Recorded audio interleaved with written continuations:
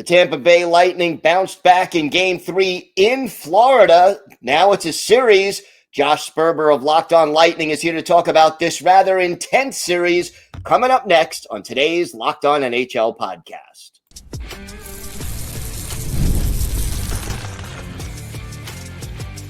You're Locked On NHL, your daily podcast on the National Hockey League. Part of the Locked On Podcast Network, your team every day.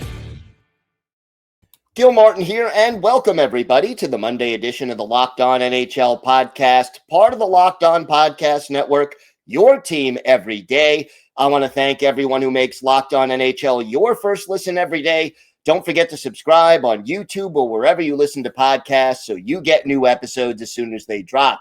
This episode is brought to you by Amazon Fire TV Stick 4K. Turn any TV into your Xbox, no console needed. Head to amazon.com/FireTVLockedOn to learn more. It is my pleasure to welcome back to the show the host of Locked On Lightning, Josh Sperber. And Josh, it hasn't been a dull series by any stretch of the imagination. The Lightning getting back into it with a road win, a pretty solid road win. What was different in Game 3 than in the first two games? I mean, it's really hard to just point your finger at one thing because, I mean, you look at even in those first two games, there are a couple things the Lightning did well, especially in that second game. It's just been steadily improving, and, you know, it just all clicked on Saturday, really.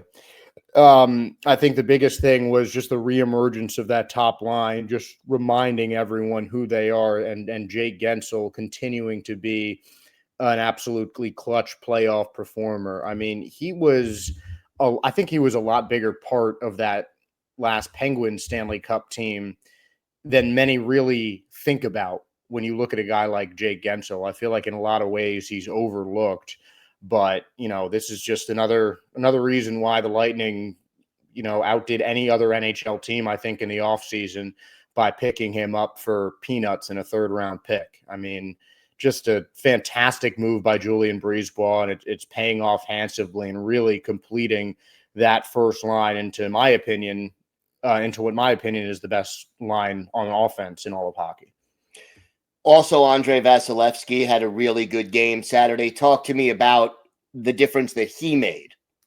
I mean, I was in pretty much every sport I used to play where there was a goalie, I would be the guy in between the pipes. So I'm definitely a little more goalie leaning. And that's very easy to be with Andrei Vasilevskiy, who is one of, if not the best goalie on the planet right now. And, I mean, some of those shots in the first two games, I don't know if were entirely his fault. Definitely a couple of them that he wishes he could have back. But, you know, again, just I think everyone was motivated. You know, losing a guy like Brandon Hagel is not easy. And I think that really motivated everyone. Because, you know, it was not a good hit that he had on Barkov. I'll admit that. But I thought that the 5-minute penalty that they gave him in the game was going to be enough.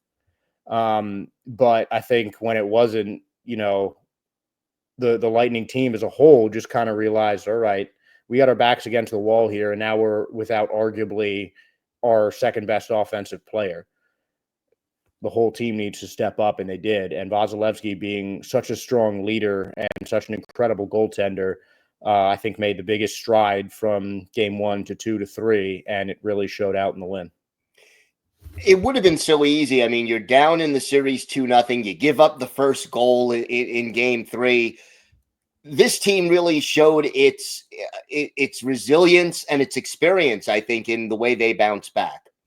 Yeah, I mean, John Cooper has talked about it in so many different post-game press conferences. I'm paraphrasing here, obviously, but I mean, just people forgetting who the Lightning are. I mean, this is a team that's been in the playoffs each of the last 8 seasons, and a team that under John Cooper has missed the playoffs once.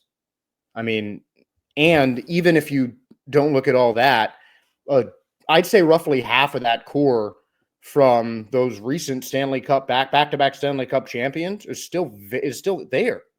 I mean, bringing Ryan McDonagh back was such a huge part to that. I mean, the list can go on. Like, I can go down the whole Lightning list of the key players they have and just the immense amount of talent that they have on that team. And people just, got overwhelmed when they lost a franchise legend, I think, at the beginning of the year. And I'll be the first to admit I was one of those people. Losing a player like that is more than just the talent that the guy brings to the ice, but what Stamkos brought to the Lightning organization as a whole. I mean, they won the cup in 2004, and you can't discount that at all. But Steven Stamkos' tenure on the Lightning, especially after he became his captain, he really put Tampa Bay, not just the Tampa Bay Lightning, but hockey in Florida on the map. And I think, I'm all for the rivalry, Battle of Florida, everything like that. But, the Panthers, I think, need to understand that even though these two teams kind of came in around the same time, the Lightning have been more successful more often. And I think a lot of the reason that these hockey guys in these cold weather places are willing to go to Florida, where by the end of the Stanley Cup Finals, 100 degrees is routine outside, and establish that place as a hockey town, has to do with the success of the Tampa Bay Lightning over the past decade and a half. And Steven Stamkos deserves a lot of credit for that. But yeah, he's gone now. Nikita Kucherov deserves a lot of credit for that. Andrei Vasilevsky deserves a lot of credit for that. Victor Hedman deserves as much, if not more, credit than Steven Stamkos, I think, with his role on defense. So, I mean, again, this is a Lightning team that a lot of people just kind of hit the panic button after they lost one of the best players to ever put on that blue and white jersey. But, the Lightning did everything that they had to do to really make Stamkos a distant memory. This has been a physical, let's even say chippy series. Talk to me about that, and how does it affect things going forward? I mean, I think there are definitely ways that it can hurt and it can help. I mean, the Lightning played a great game. They really stepped up in the absence of Brandon Hagel. Kind of reminds me of their last game before the Four Nations, when Nikita Kucherov left the ice during pregame warmups and never came back. The Lightning went out there and just ran the Habs off the ice and won. I think it was 5-2 was the score that day.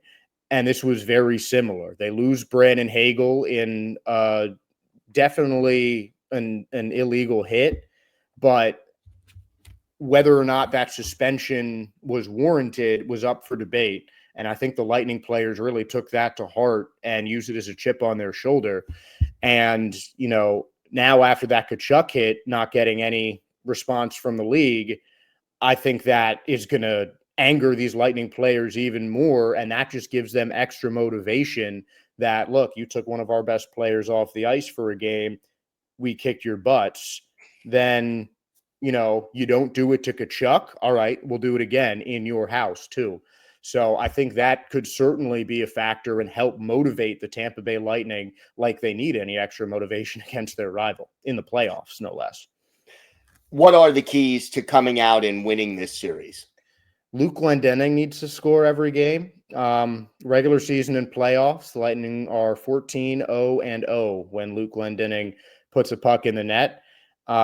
Given that his goals are few and far between, I think, the rookies are two players that I really look at. I want to see more from Connor Geekie and Gage Gonzalez, because sometimes when you have skilled players like that are young, don't have as much playoff experience or any playoff experience, they can be big wild cards. And they're guys that have been in and out of the lineup throughout the season series against the Florida Panthers.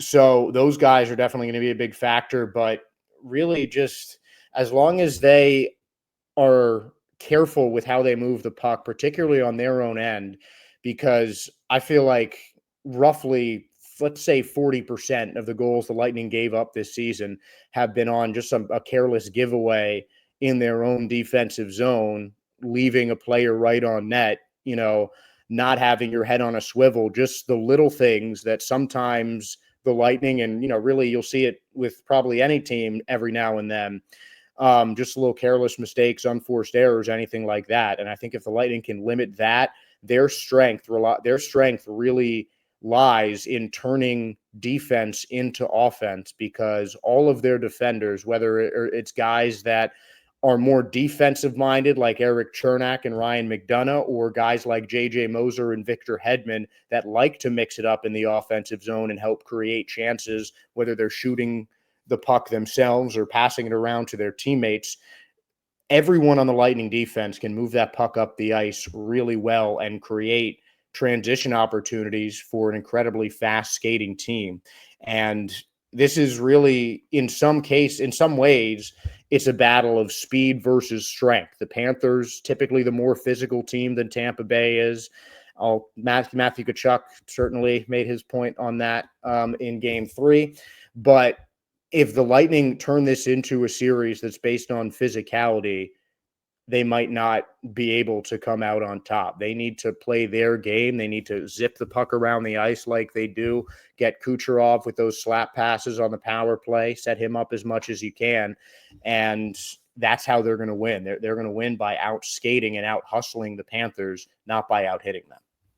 All right, Josh, why don't you tell our viewers and our listeners where they could find the podcast and where they could find you on social media?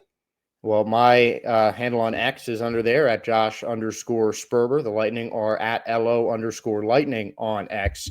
And if you look at Locked On Lightning on YouTube, Spotify, Apple Podcasts, Roku, anywhere, you'll be able to find Locked On Lightning. So hopefully, if you like the Lightning or just want to talk smack in the comments, we're open to it. All right, Josh, thank you so much. Thanks, Gil. Today's episode is brought to you by Monarch Money. Ever check your bank account and wonder, where did all my money go? Between dining out, online shopping, and entertainment, it's easy to lose track.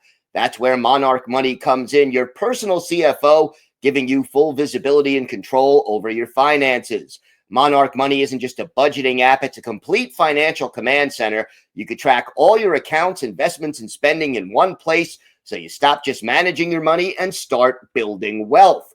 When I started using Monarch, I realized just how much I was spending on food delivery. Now I budget smarter and save more. Instead of juggling multiple apps, you can use Monarch to check your finances, track spending, and even plan long-term goals. Take control of your finances with Monarch Money. Use code LOCKEDONNHL at monarchmoney.com for 50% off your first year. That's monarchmoney.com, code LOCKEDONNHL for half off your first year.